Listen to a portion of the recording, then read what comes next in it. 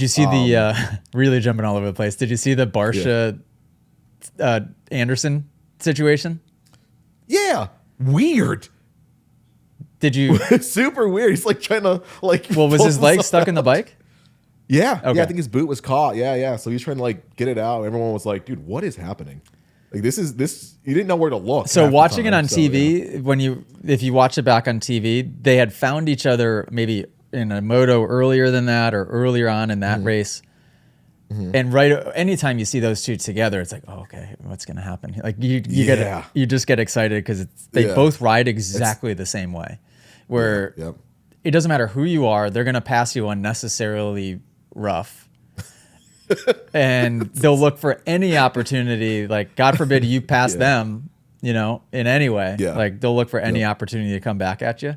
So I got excited when I saw both of them together, and sure enough, Barcia just plows it into him in the corner before the finish, and I was like, oh, here we go. And Anderson sure enough scrubs the finish and just absolutely right into him. And what's crazy is like, how does Barcia do that to Anderson? And then in this is the craziest thing to me. And then hits the jump and then just goes to the outside and rides his normal line in the next corner. It's like, you have to expect that that's coming. Yeah, but I guess that they just, there's something there. Clearly, there's a different mindset going on there, right? Maybe it's so normalized to them that just is like, it's not even on their radar. Because I don't care if it's Anderson or doesn't matter who it is. If I'm hitting somebody that aggressive in the corner before the finish, I'm going inside, at least for a couple corners to get away from the guy. Right. Yeah. So let me ask you this, because I had the baby this morning for like an hour while Mary was getting some sleep. We were watching old like '04 Supercross, like whatever, on YouTube. And is the art of turning down early in a corner, like, is that gone now? Because I was watching like Stu, Davey Millsaps, and all these guys that were like coming into a corner. You knew the guy was coming to tee you up, and you just like got in the binders a little early, turned down early, and you were out of the corner and ahead of the guy. I don't feel like we see that too much anymore. No, that used to be a really good like tactical maneuver that was used a lot. That's a good point.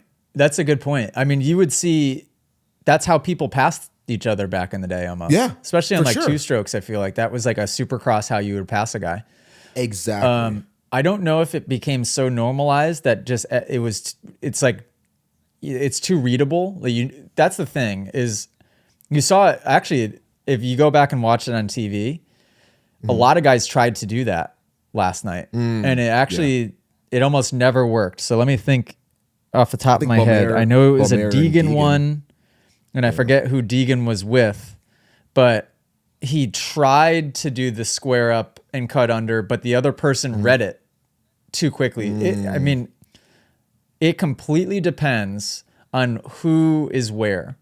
So if you're on the inside coming into a bull turn, you have control in that you can decide however fast or slow that you want to go, essentially. You can bluff it, you know what I mean? So you can charge in super hard and try to make the other person charge in super hard, so then you kind of get them stuck. You can charge in hard like you're going to ride all the way up into the corner, but then check up and stay low so that way the other person can't cut down, so that way you kind of bluff it in that way. There's so many different ways to play that. And same thing on the outside. You can bluff it on the outside. So you can land and be like, oh, I'm going to pin it around all the way around, make the person on the inside go fast, and then you check up and square up and go under them, which that's a fun feeling when you time that the right way. Oh, but I just think guys are too good at reading. We did that at that could be a good point that I'm not understanding, but or noticing quite yet. But I noticed those early Supercross videos. I'm like, man, like that could have come in handy so much. Like last night alone, you know. But you brought up a good scenario. You are really good at that, about like really reading somebody's intentions, you know, right? In the spirit of the moment. You've got a really good eye for that. I tried that on you at what was it, Austin's track in like Illinois or something. I was on that super old 125. You had the 450, like Works Edition, And I was like, oh, dude, I'm gonna cut under and just blast away from AJ for as long as I can. This like old beater bike. And dude, you read it to a T and put me on my butt, dude. I was like, God dang it. Dude, I was like, I didn't want to get dirty today. And I thought I was going to have the cleanest pass on you. And I was like, oh, dang it, dude. You read it like probably a mile away too. But yeah. I'm typically pretty good at it, but it depends the scenario too. Like, who are you going up against, right? Because you have to imagine like how that person is perceiving you and what they think you're going to do. And then that plays into your decision. I mean, it's like a game of chess. When you come into a corner like that, trying to figure out, if you guys go back and watch the broadcast, there were like many times throughout the night that Deegan was playing around with stuff like that. Actually, a lot of the times Deegan was making the wrong decision. A bunch of times Deegan stood himself up on the outside where like the person on the inside didn't have any intention of going to hit him, but he played it overly safe, which is probably fine. And then there were a few times where Deegan tried to do the square up thing where it didn't make sense to do the square up thing at that moment. He should have just kind of continued the flow around the outside. Yeah. It's good practice though. I think I see a lot of people that race these pop-up arena cross races, right? So anybody that gets like their first chance to go ride an indoor race. Yeah. That's the biggest surprise to people I see, is that they don't know how to pass and they don't know how to set up passes. They don't know how to get past. So you see guys trying to make moves on a dude when they're like 10 bike lengths back. And you just have T-bone situations and things happening that should not be happening because they're just not thinking to set the passes up.